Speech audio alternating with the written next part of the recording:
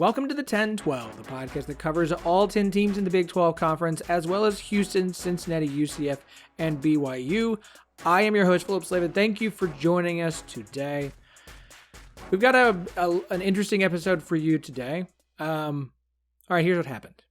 We were continuing our position group rankings for the Big 12. We were finally going to do our second one this week. We got the offensive line rankings recorded. Shout out to Keegan Renault. Awesome to have him back on the show. Shout out to Anthony Tresh of Pro Football Focus. Awesome to have him back on the show. We recorded more than an hour. It was fantastic. We ranked all of the pass blocking units, not offensive line pass blocking, because we wanted to include tight ends as pass blockers based off of how we viewed them as well. It's really, really good. We got done with it all. And all I have left is mine. I have my audio. I do not have their audio. I don't have Keegan or Anthony, and I've informed them both, and I'm not going to have to try and take the time to redo that. We just, even though we're doing one episode a week, it's too much to ask. So, I have edited, mashed together as much from mine as I can, and I will go through here coming up what Anthony and Keegan and how they ranked them as well. You just won't get their explanations, which stink because they were fantastic. Both of them were great. So shout outs to them for the time they allowed us to have that you will not be able to enjoy. This is essentially like kind of a lost episode, but we have some of it, but it's a lost episode. We will get to that here in just a bit. But first, joining me as he typically does, and will be doing every week once we get into August, my good friend Andy Mitz. Andy? Yeah, it's great to be back. I absolutely hate lost audio episodes because I have had plenty of them on my own. It really sucks because that's usually like the best stuff that always gets lost. So that kind of sucks because I was looking forward to hearing that when you told me what was happening. So, but yeah, this is the silly season. So of course silly stuff is going to happen with podcasts, and silly stuff is going to happen with all the people that seem to pretend like they know stuff that nobody actually knows. We were talking beforehand, and it's going to be a fun conversation today, Phillip. I think so. I think it might. I'm trying to find, I know I took some notes. Oh, there it is. I was like, I know I had media day notes. Let's talk about a few things. I don't want to spend too much time on conference consolidation because nobody really knows anything right now. There's a lot of information out there. There's a lot of opinions being put out there, and you always have to make sure and look at who those opinions benefit the most, who would want that information out there. So those are important things to focus on. Let's start with this.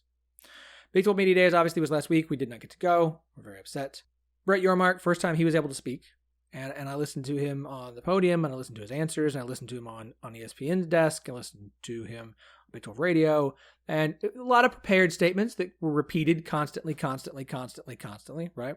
A lot of Big 12 is open for business. It's a great line. It's being used everywhere. We love it. We want the Big 12 to be more hip and cool, a line that got made fun of a lot, even though I think people, for good reason, I can laugh at the line and how kind of silly it sounds, but also I think it's being misinterpreted when people make a crack about, oh, Cincinnati, Iowa State, that's so hip and cool. Like, that's not what he's saying. But that's fine. Take the pot shots. You all enjoy doing so at the Big 12. And I have been enjoying doing so since last July. He's taking a tour of the conference. All 14 campuses that will, for all the teams, will be in the Big 12 for 2023 over this first 90 days. It's very interesting. They want to be aggressive. They're not set on expanding the conference at the moment. A lot of things he said. Not a lot that he said. I'm curious, Andy, what were your overall thoughts on our first time actually hearing Brett Yormark as since he was announced as the new commissioner of the Big 12? Well, I mean, he did the normal thing, right, of the guy who's not actually hired yet but knows is getting the job and in the public eye, and where he wouldn't commit to anything and he didn't talk a lot about all of his visions because he's not officially on the job yet. Like, yes, we can, the other thing too, obviously, like being a conference commissioner, you have to listen to what the presidents want. You have to, pay attention to what all the different schools want as well. So it's not like he could come out and make a bunch of pronouncements about how everything was going to run from here on. And of course, all the realignment stuff, you have no idea how that's going to work. He said all the things he needed to say, right? The fact that they are exploring all the options, they're looking at everything, and he reaffirmed, I think what everybody realizes is that this realignment stuff is not going to all of a sudden just happen really quick. It's going to take time. There's going to be a lot of talk. There's going to be a lot of things going on. But he came across as someone who, for his lack of experience in the college football realm, understood what it is he's stepping into. It's not an instance where he is going to be completely out of his element. This is more and more, college football is becoming a lot more like professional sports. And so, since that's what's driving the bus for all of this realignment stuff, that's what drives the bus for most conference, media right negotiations, all of this stuff. The fact that you have someone who has that experience in professional sports and negotiating professional sports deals is absolutely fantastic for the Big 12.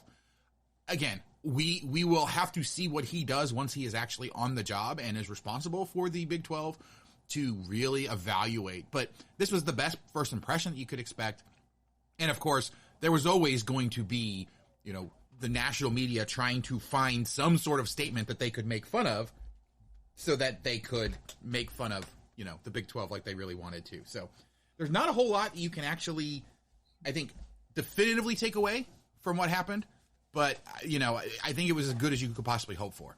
So there's three things specifically I want to break down here. Let's break down each one together. The first one is make the Big 12 brand a little younger, hipper, and cooler. Everyone makes jokes, hey, old man, like, what are we doing here? May not like it, but social media is a powerful tool for any brand. The Big 12 can capitalize on that. When future student athletes of this conference are thinking about where they want to go next, I want our brand to be aspirational. He wants student athletes to say, I want to go to the Big 12. Get hipper and younger, and focus on social media and content. I love when people use the word content. I love content. That's literally what I do for a living. When people say hipper and younger and cooler, look, I think it's hard to force that. You can't force that. But you can do things that have been proven to try and bring in a younger generation of fans, because that's where you're going to have to start doing. If you're going to start negotiating, when you get your new TV deal, you're going to have one foot in traditional over the airways, and you're going to have a foot in streaming. Everything is not full streaming yet. You cannot go full streaming. I don't think you can. We talked to Ari Temkin here on the show. He asked that about all in on Apple TV. I don't think you can do that. I think there's too many fans that don't have access to good internet. And it's going to be hard to grow something if you cut off a giant chunk of the country that doesn't stream, that hasn't unplugged. They still use traditional cable. They still use over the airways. You have to have that presence. It has to be there. Well, and especially when you think of like Iowa State fans, middle of Iowa, there's not a lot of, I think of West Virginia, high-speed internet that you need to go fully streaming. West Virginia is a good one. Also, the western side of Kansas, where a lot of K-State fans are. Like, there are a lot of places in this country where, especially Big 12 media markets or Big 12 fan bases, where a good portion of the fan base just does not have access to high-speed internet that you need to be able to go completely streaming. So yes, it's absolutely impossible to do a streaming-only deal. You can talk about how much you want to be on the front edge of that, and it has to be some sort of hybrid model. You cannot get rid of the traditional cable networks or anything like that if you're moving forward. And of course, I don't think the Big 12 really wants to. Fox is like who you want to tie that tier 1 stuff to, and then look at all the options for your tier 2 and tier 3 rights. But as things continue to move towards streaming, as the younger generation grows older and they become the dominant buying force and more people continue to unplug, you want to make sure that those fans are paying attention to your conference so that you can start to make that shift, right? So that is part of making it hipper and cooler and younger. I get it. It talks about social media and content. Like, we've had Sarah Stanley on the show. She runs the Big 12 social media accounts, and she's the social media coordinator. She does an incredible job. She is a one-person team. There's not a group of designers and videographers. She is all on her own. You want to grow social media and content? I would tell the conference to, first of all, better coordinate with the teams, because some of the Big 12 teams are creating incredible content that they post on social media. Videos, photography, design work that they're using on Twitter and Facebook and Instagram. That is wonderful. And again, Sarah does a great job as one person running the social media accounts for the Big 12 conference. You have got to start making the conference almost look more like the way the teams do, because they do an incredible job with the content that they create. That stuff matters. Kids want to be engaged on there. That is where a lot of them are. Facebook, Instagram, TikTok. Okay, TikTok. I'm not going to do it, but that's fine. I get it. If that's where they are, that's where you have to go. So when he talks about hipper and younger and cooler, like, we can make jokes about that all the way, but he's making a valid point if you consider what they're having to think about when looking forward to both this coming deal that you have to sign here in 2024, 2025, and then probably the next one 10 years down the road. So these are important things to be thinking about. And this is a guy who, consider the industries he has worked in, I think he understands what he's saying and knows what he means by that, but you're trying to put together little PR lines that you can use and get out there and repeat without having to try and go too far into detail because they don't have the details worked out yet. Well, he's not technically on the job yet, and he's only been kind of working at it for like 2 weeks. Yeah, I mean, the other thing you have to think about, all the people that are making fun of, those lines and everything are the older media people, like the older sports writers and all that, who that's not who you're trying to recruit to come to your conference, right? You want to recruit the younger kids, the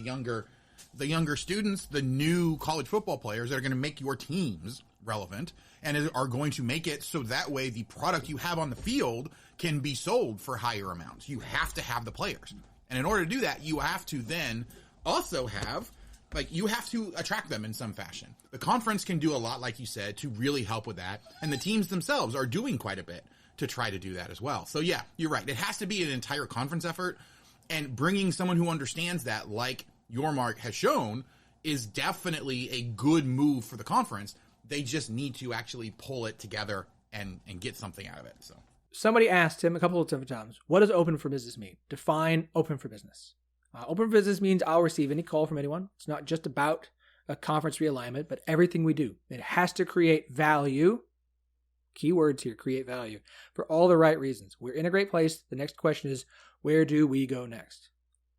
So we want to try and start aiming toward a younger demographic, right? We want to start to be able to bring some of those young fans in, make the Big 12 something that you want to watch, and create value. No deals that do not strengthen the conference, right? The thing that we do here on this show is that we are a Big 12 show. I like all the teams in the conference, but sometimes I think I can kind of argue with some fans who are more focused on their team as opposed to the Big 12 as a whole. That is what their job to do. Now, the conference has to be strong. And that means the most dollars per school individually. How do you do that? That's where I think the create value is so important. And I think it's the focus. It is create value. And it's not just create value in the TV deal. I need to find somebody who can walk me through something. And I'm going to reach out to a couple people who I have talked to before and might have the answers to this. In conference consolidation and conference realignment, you have to remember this is not the ADs making these decisions. These are university presidents, chancellors, school boards. They have to make the decisions about what conference you're in. If you're going to switch conferences, that matters. So when they are thinking about those things, it's not just about how much more money can we get for our athletic department. It's also, how does this impact our university as a whole? Does this open up new recruiting? I'm not talking recruiting for football and basketball and baseball. I mean recruiting students to the university, right? Ideologies, those matter too. Do we feel ideal? I can't say the word ideologically. Aligned. Yeah. Thank you. With the other universities that we're going to be aligned with in this conference. The Big Ten, a lot of similarities. They have a personality, and there may be some, weird uncles and aunts thrown into that family, but they're still ideologically aligned for the most part. SEC, same thing. Pac-12, a little bit of snobbery. Bringing in new schools is not just because, hey, we can get the Phoenix market. Hey, this team does really well. Hey, they make a lot of sense geographically. A lot of things factor in because it is a university who's making a decision about who they want to be aligned with. So when we're talking about value, okay, this bringing in Arizona and Arizona State means everybody gets a couple million more a year. Oh, by the way, it opens you up to a lot of other things. It's why I've been reading a lot of stuff from John Wilner and a lot of stuff from John Canzano, two guys who do a really good job covering the Pac-12. The university that gets mentioned the most is who would most like to potentially jump ship first is Arizona State and the Arizona schools. One, a lot of similarities in the way they think with the Big 12. Also, their access to Texas as universities is a very appealing thing to them. That is a bigger reason why, not just Big 12 and maybe getting more money and the Pac-12 is falling apart, they would potentially like to jump to the Big 12 because they would then be aligned with schools in the state of Texas from a university standpoint. That would be very, very beneficial. So all this stuff when we're thinking about value is not just how much money are we going to get on our next TV deal. Obviously, for Brett Yormark, that's the most important thing as the commissioner of the Big 12 Conference and what he is focused on from a athletic standpoint. But all of these other things are going to play a factor in whatever decisions are made moving forward, which is why this stuff does not move quickly. It does not move fast. You find out about it fast, and then we have a long waiting period before the next things come. Yeah, I mean, and as you're talking about, there are so many considerations that you can't have it move quickly. If you haven't moved quickly, you're going to make a mistake. You're going to bring in schools that do not fit with the conference, and you're going to have buyer's remorse later. And that's when that's when conferences are in the most trouble, right? When they have to deal with, I guess schools that have different goals, schools that have different ideas about what they want to do. So, sorry, I'm sure you're hearing stuff in the background. I have a cat who is very, very active right now and is wanting to play while we're recording a podcast, which is absolutely fantastic. So, I love it. Anyway, but yeah, usually it's Jamie's animals we got to deal with, but here's Andy's bringing in the meow small kitten into this whole thing. Crazy. Okay. Last thing I'll say, quick, he does agree that the playoff needs to be expanded. He would like to see an expanded playoff. That's awesome. Obviously, he has a vote. It's good to know where he stands. Last thing, on OU and Texas. He's looking for a win-win, but he's going to prioritize the conference. He was with a small group of reporters, said, I'm not against having negotiations that would allow Texas and Oklahoma to leave early, but it's got to be in the best interest of the conference, obviously. This is the first time, if you're an Oklahoma or Texas fan, anyone has said anything that even remotely should give you hope that you're leaving to the SEC early. Bowlesby wasn't going to say it. None of the other ADs or school presidents or anybody else related to the Big 12 was going to say it. You're here till 2025. This is the first time anyone has even been open vocally to the idea of you leaving early. It may not mean anything. You may still be here till 2025. But if he's saying that, I do think there's a reason. I do think there is a desire, potentially, to have them leave early. I'm at the point with OU and Texas, hang out for 2023, let them go in 2024. Figure out how to do it, make it work. And make it done. Because I'm ready for some stability. I'm ready for a Big 12 conference that feels set. And that's what we're going to get when the new TV deal is signed. I really think that once the new TV deals for the Big 10, SEC, Big 12, Pac-12, whatever's going on out there, once they are signed and locked in for the next 10 years or however, we're going to have some time of peace, just like we did last time. We had the 2010 and 2011 and everything shifted, and we had about a decade of it being pretty quiet, although everyone asked questions about it on the regular, and then it all blew up again last year, and it continues this year. We're going to have a decade of peace, but until then, it's going to be crazy and rocky. I'm ready for the decade of peace. I'm ready for the decade of stability, which is why not only I'm ready for Oklahoma and Texas to leave in 2024, Andy, here's my hot take for the show. I don't want Oregon and Washington. I do not want Oregon and Washington. I went on Wide Right 90 Light show and Levi's pitch of basically give him an out, like you would with a coach. You're going to pay a set amount of money that's a reasonable expectation for you to leave. But if the Big Ten comes calling, you pay your $18 million each and head out the next year, and we're all good, because that helps you get Oregon and Washington, who are these two valuable brands. I think it was Andy Staples who pitched the exact same thing on his show. Let them have a get-out-of-jail-free card. If the Big Ten comes calling, you can head on out. It entices them to come in and gets them to sign a contract with you. I understand all that. I understand the potential value of Oregon and Washington as brands. I don't want to do this dance every year of will they, won't they? Like we're doing with Oklahoma and Texas. Will they be here next year or not? We don't know. Maybe they will. Maybe they'll be until 2025. I don't want to do that dance with Oregon and Washington for 3 years. I want to know what our schedule is. I want to know who our teams are that we're playing on a regular basis. And maybe that's not in the best interest of the conference. And maybe Oregon and Washington are going to be stuck wherever they are until 2036. I have no idea. But I don't necessarily enjoy, look, I understand conference consolidation and realignment is great for numbers.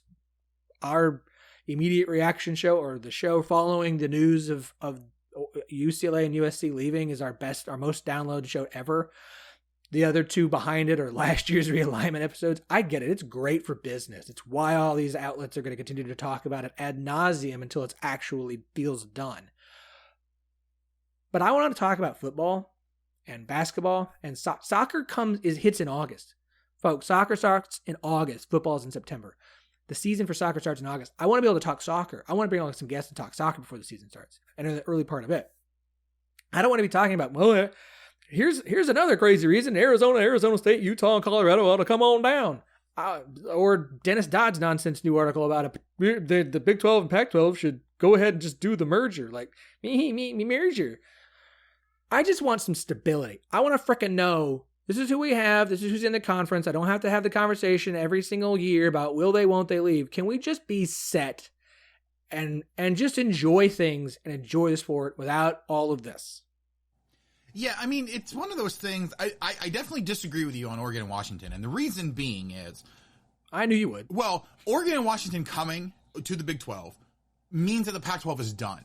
And if you want to be the Big 12 that survives in whatever we get to with the final, the way that this finally ends up, you need to be as strong as possible. I don't think it's realistic to think that if the Big 10 and the SEC decide to go to 20 or 24, like everybody's talking about they're going to do eventually, that the Big 12 brands are so undesirable that nobody's going to jump ship. Like, I have to think that there's going to be at least one or two teams in the Big 12. If you stay at the 12 that you're at now, or you go to 16 with those Pac-12 schools, there is no guarantee that you have the people that you need to be ready for any future defections.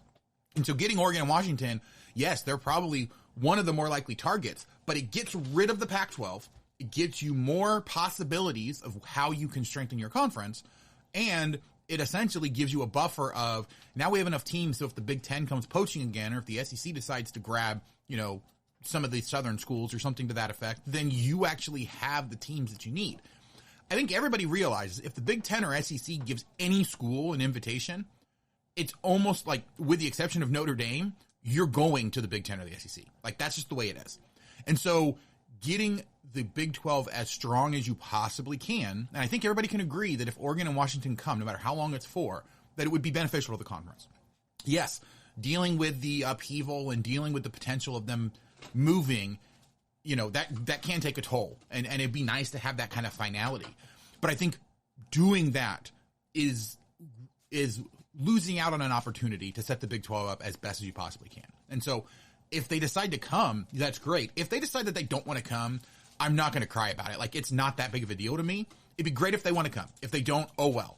Like, we're fine either way. But if the possibility is there to get Oregon and Washington along with the four mountain schools from the Pac-12, you jump on that immediately. The idea that you need Oregon and Washington to leave to destroy the Pac-12, if at this point they're down to 10 teams, if anybody leaves, that conference is done. We don't know how much they're going to make. They're still in that 30-day window of Fox or ESPN making a bid for their rights. It is not believed that Fox is going to really make a bid. It's pretty much all down to ESPN for the Pac-12, unless somebody like CBS or NBC or somebody else wants to get involved. And at this point, maybe they do. We don't know. But at this point, it doesn't look like it. According to John Canzano, again, I would suggest reading him, there is concerns about ESPN lowballing them. ESPN wants to have a presence on the West Coast. ESPN cares way more about basketball than Fox does. It's my one concern with going all in on Fox, is this is a basketball conference, and Fox doesn't really care that much about basketball. But ESPN does, and they're going to want a presence on the West Coast. Will they overpay for them to keep it together, or will they lowball and take whatever they can get? The evaluation that I saw was that basically one former TV exec's opinion is that they're valued annually at about $30 million a school at the current 10 school setup, as opposed to the like 41 they were going to get with USC and UCLA. I have a hard time thinking that the Big 12 is not going to get more than $30 million a year per school. Yeah, the last valuation estimate that there was like $50 million for the Big 12. Right. Like, yeah, I mean, that's a huge difference.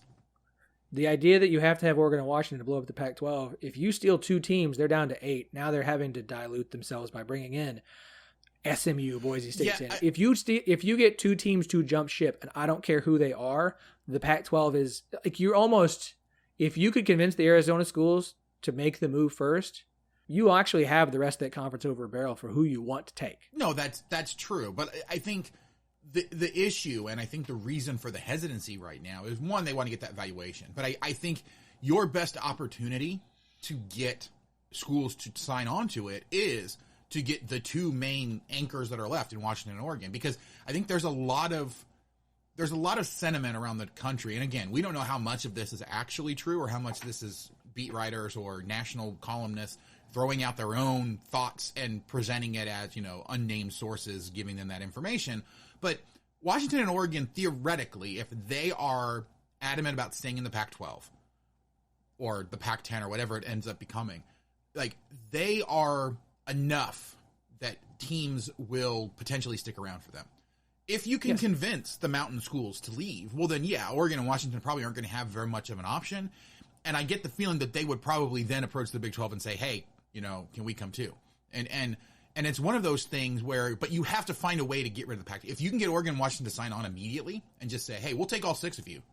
Like, that is the most sure way to make sure that you don't have to compete with the Pac-12 later in trying to fill out your conference once, the huge shift happens and everything blows up. And you obviously jump on that if you have the opportunity. I think it's just a matter of, is the opportunity going to present itself? And honestly, I think we're doing exactly what we were talking about, where we're, debating about stuff that who knows if that's actually going to happen? Who knows, like, what the real options are going to be? I agree with you. I don't want to be talking about this forever, but I do think that it is worth, kind of taking a look at what those potential big options could be, because it's going to come up. It may not come up this season, but it's going to come up pretty soon. I would imagine that there's going to be additional movement before the football season starts because of those negotiating windows, because of the fact that the Pac-12 has to get their new media rights deal done sooner rather than later. So I think more information is going to come out. Speculation is going to ramp up again. We may not actually hear about actual movement until, football season is already halfway over. But I do think that something's probably coming this year. Again, I don't think we find out anything for sure. If we haven't heard anything before the season starts, we will not hear anything until after the season is over. I don't think anything news related to this will come out after or mid-season. I don't. I think they try and get it out early or save it. That's my thought. But remember to read everything with a viewpoint of who is this actually benefits to, who would want this information out there. And the number of people who actually know anything for sure is small. One thing I do know for absolute sure, absolutely, positively know to my core, to my bones, is that Kansas State is now the 3rd best-selling big new Saturday school for home field apparel of all time. Cats. Yeah, that's impressive. Freaking bow. That is incredible. Like, it's Florida, Georgia, Kansas State. Incredible performance, incredible showing. And look, I've got my Every Man a Wildcat shirt. I very much enjoy it. My eldest daughter's favorite color is purple. She very much enjoys that I now have a purple shirt with a meow meow on it. Both her and the 2-year-old. Meow meow? Yep, that's cat. It's incredible. They're super comfortable. They look awesome. The collection is really stinking good. It's got a couple of burners, like I said, the Every Man a Wildcat one. And I have the leaning Wildcat on the Wildcat's name that's coming down at an angle. It's awesome. Now look, the record competition they do every Saturday, Big News Saturday for 12 hours, it's over. It's locked in. You're in 3rd. But that doesn't mean you cannot still go and buy some Kansas State stuff. If you've seen the stuff, if you've seen your friends talking about it, you're like, man, these shirts are great. Then you need to go to homefieldapparel.com. First thing you're going to see is a link straight to the Kansas State collection. Not to mention, you can find the collections for now every single current or future Big 12 school, 2023. We don't know about down the line. All of them. They're all on home field. The Big 12 is the first conference to get every single school on home field apparel. Beat that, SEC, Big 10, Pac-12. You can't. It's done. It's in the record books. It cannot be beaten. So, every single school is on home field apparel. You can get 15% off your first order with promo code NETWORK12, NETWORK12. The stuff is incredible. I think I'm gonna do shirt of the week this season. I'm gonna let like everybody on a poll vote on what shirt I will wear for college football Saturday, which home field apparel shirt I will wear from my collection that includes Oklahoma State, TCU, Kansas State, Kansas, and Iowa State. And I will continue to work to add more to that list of schools of which I have home field apparel gear from.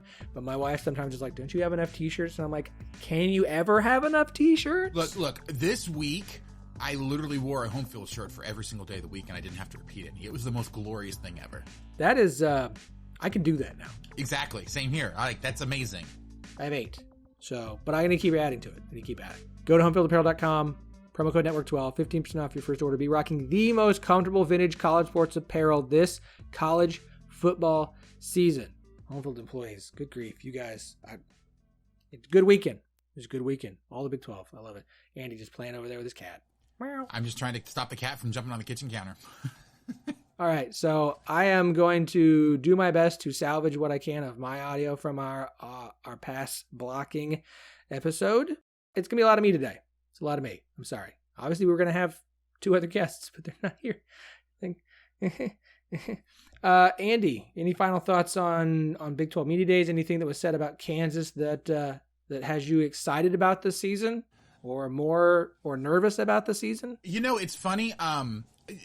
All the stuff that was said there, it was kind of expected. And even like going around the rest of the conference, there wasn't really anything that really kind of surprised me. The one thing, and I hate this about media days, it kind of blew up on Twitter afterwards, where people will make up quotes from players and decide to do it just for laughs. That happened unfortunately, to Devin Neal after Big 12 Media Days, where they tried to make it sound like Devin Neal pretended he had no idea who Deuce Vaughn was.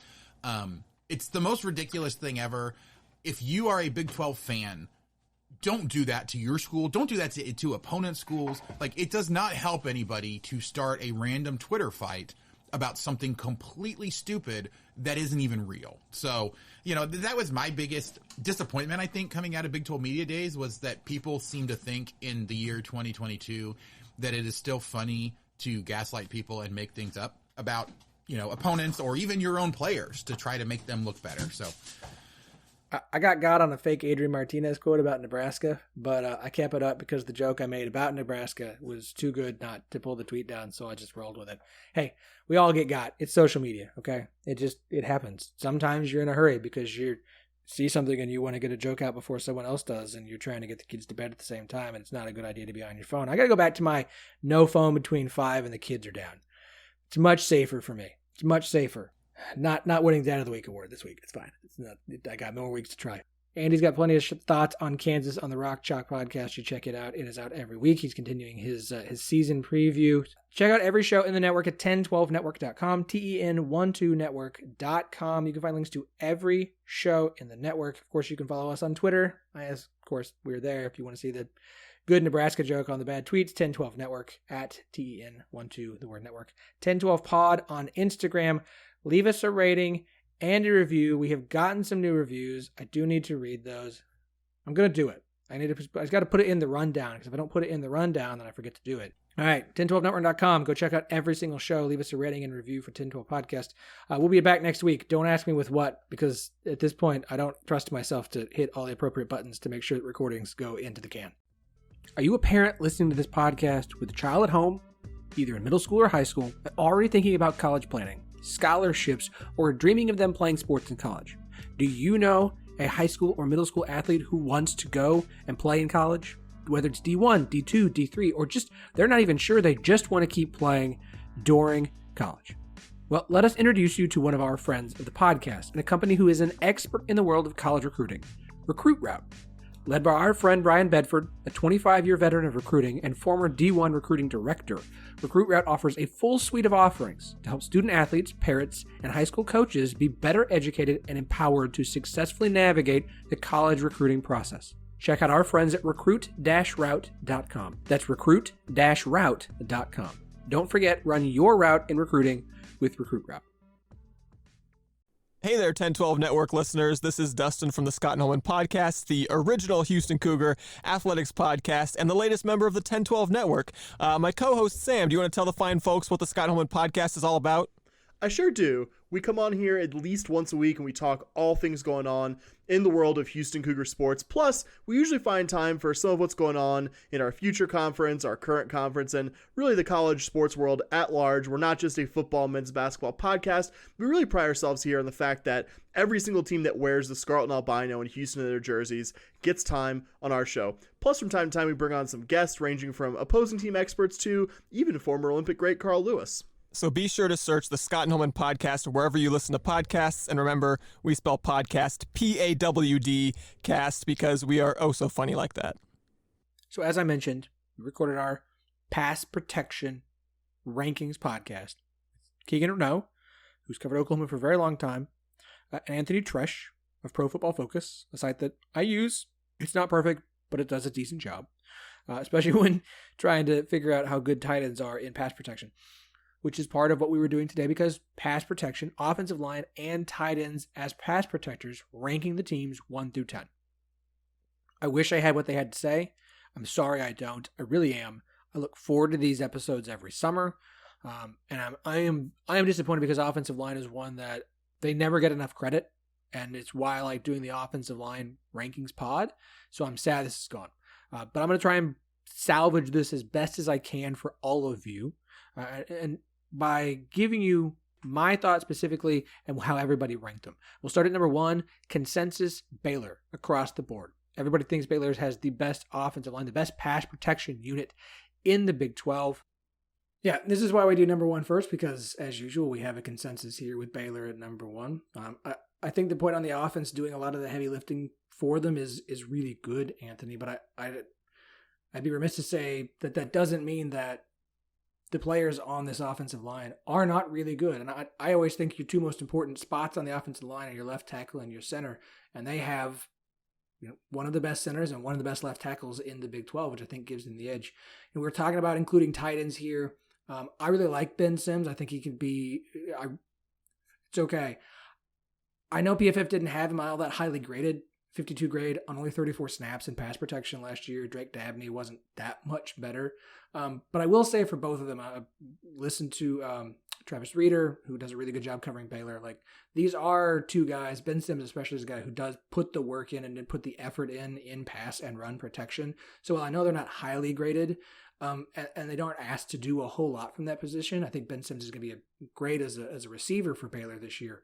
But I do think they are solid enough, and it's not an offensive line that requires their tight ends to do much heavy lifting for them, like another unit we will talk about later on. So I think it's pretty easy to put them at number 1, knowing how good they are at center and left tackle, knowing the experience that this entire unit has, and knowing that, if called upon, you have 2 tight ends that have at least experience in run pass protection and can do at least a decent job when called upon to do so. Okay, so at number 2, completely different picks. Anthony went with West Virginia, Keegan with Kansas State, and I had Oklahoma at number 2, and here's why. See, this is fun. I love when this happens. None of us agree at number 2, and I'll get to both those other 2 you've mentioned shortly. I have Oklahoma at 2. I know this is going to be the best offensive line that Oklahoma's had, but I do think the right side of this line might be the best right side of the line in the conference with Chris Murray and Wanya Morris. I think Andrew Ram is underrated. I like this unit. I mean, you get your offensive line coach back, of the coaches that were able to be retained on this staff. Also, and the thing that gave Oklahoma a little bit of an edge for me was Braden Willis back at halfback. He was the highest rated pass blocking tight end in the Big 12 last year, and now he's back again this year, which I think gives Oklahoma a huge edge for what they're going to want to do. I like this offensive line. I think that's why I have him number 2. Okay, Keegan and Anthony weren't far behind on Oklahoma. Both had the Sooners at number 3 in their ranking, and I wasn't far behind Anthony on West Virginia. I had them at number 3 and fairly close to Oklahoma at number 2, and here's why. Okay, so then for me, for number 3, I have West Virginia. I've got the Mountaineers. I agree, Anthony. This group is very underrated. They got better and better as the year went on. Milam is... you've got to be excited if you're a West Virginia fan about him. And the fact that he moves Yates over to right tackle, which I really think helps just make this line overall that much better. I think Zach Frazier at center is really good. I think Doug Nestor is solid.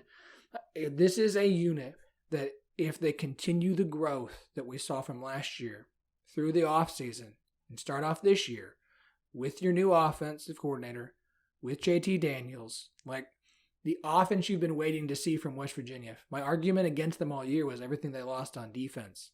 How can the offense take a big enough step forward? If this offensive line takes the big step forward that they potentially could, then there's enough there that I think the offense could take a huge step forward. That's how much I am excited about West Virginia. I think 1, 2, 3, like 1, Baylor 1, just because of what we know about them is kind of almost by themselves. But I think 2 and 3 of Oklahoma and West Virginia might end up being a lot closer to Baylor at the end of the year than maybe we think they are right now. That's how excited I am about this West Virginia offensive line. Okay, at number 4, all over the map again. Anthony with Oklahoma State, by far the highest anybody has the Cowboys heading into the season. Keegan at number 4, West Virginia. That's West Virginia for everybody now, which puts them at 3rd overall in our rankings, which I will have on Instagram at 1012pod, TEN, number 12, POD. At 4th, I had Kansas State. I am very excited about this offensive line. Here's why. I think the strength of this team, obviously the tackles at left tackle and right, left tackle with Cooper Beebe and Christian Duffy at right. I think they're very good. I think they're solid at guard. Taylor Poitier missed a lot of last season with an injury. They should get him back. I think that is a big add for this offensive line. At tight end, Sammy Wheeler was a lower grade, but he only had it on 13 snaps, so there's not a lot there. The thing with this Kansas State offensive line to me is it's not that they're going to overwhelm you just with talent, although Cooper Beebe is really good. I think they have the best depth of offensive line when it comes to just experience and potential. Like, we can talk about the starters for West Virginia and Oklahoma and Baylor and feel really good about those. Kansas State, I think, has 8 guys who could all probably start on this offensive line. I think they have the most depth of anyone in the Big 12. So that's why I put them here, because I do feel for a team where depth is typically an issue for Kansas State, if they lose a starter, they just don't have the depth of talent always to replace them. But I do feel like the one area of this team where that is not necessarily the case is Kansas State. Now, look, if you lose Cooper Beebe, there's not another Cooper Beebe behind him in any way, shape, or form. But I do think this is the deepest offensive line group as far as experience goes, where you're not going to feel terrible if somebody's going to miss a game or two. Okay, at number 5, again, no agreement here. Anthony with TCU, by far the highest of anybody. Keegan with Iowa State, by far the highest of anybody. And I had Texas, by far the highest of anybody. And honestly, I got ripped for it by Keegan and Anthony. Not ripped, but I made this pick, and I'm going to stand by it. The more I think about it, the more I'm not entirely sure I made the right pick here. But here's why I picked Texas at 5. I feel like the set of 5, 6, and 7 are all pretty close. I think there's a pretty tightly packed unit here. I like some of the pieces that Texas has to start with. I like Junior Anguilla. I'm probably mispronouncing that. I don't care. I like Christian Jones. They're going to be young. I kind of like this unit. I almost put them lower because, look, I know they weren't great in the spring. A lot of guys were injured. They got those guys back. You would think that last year's offensive line would take a little bit of a step forward, at least with the offensive line coach being pretty good and the talent that they have there. The problem is going to be for Texas if they have an injury to anybody important. Yes, there's talent back there, but they are so young. The depth is so young that I really thought about putting them lower. But I like them enough from the starting 5 perspective to go ahead and put them here at 5th. Again, may regret that decision, but that's fine. It's my choice to do so. At 6, Anthony had Kansas State, easily the lowest of anybody. Keegan had Texas Tech, and this is where I have Iowa State. I don't agree with they're going to not be better or worse than last year. I do think the offensive line has always been an issue, except for essentially 2020, and we're still trying to figure out if 2020 for Iowa State was a fluke because of COVID or not. Obviously, Trevor Downing is fantastic. I like Darrell Simmons. Aside from that, like, it's not just that how they're replacing, but also you're losing 2 fantastic tight ends in Kohler and Chase Allen. And I know they're excited about the guys behind them, but I need to see from them. From here on out, I've got question marks about everybody, like big question marks. And for Iowa State, like, I know we've got a couple pieces I really like. Love Trevor Downing. I think he's going to be fantastic. Like I said, I have too many questions about Iowa State with what they're having to replace to be as high on them as you are, Keegan. Okay, at 7, Anthony with Texas Tech. Both of them are way higher on the Red Raiders than I am. We'll get to that in a minute. Keegan with Texas. And this is where I have TCU. I really like Steve Avila. I'm going to be honest, like, I got to a point where I did really good research on everybody. And I like Avila, I like Coker. This was the one unit that I felt like I didn't do enough research on, and maybe if I did, I would have them higher. But this TCU's got so much back, and I think this might be the one thing is the offensive line that holds the offense back this year. From here down, I don't love any of them, so I'm picking nits, to be honest. So I have TCU at 7. I could give you make up a diatribe about why I have them here, but really it's just It's the best I feel of the last 4.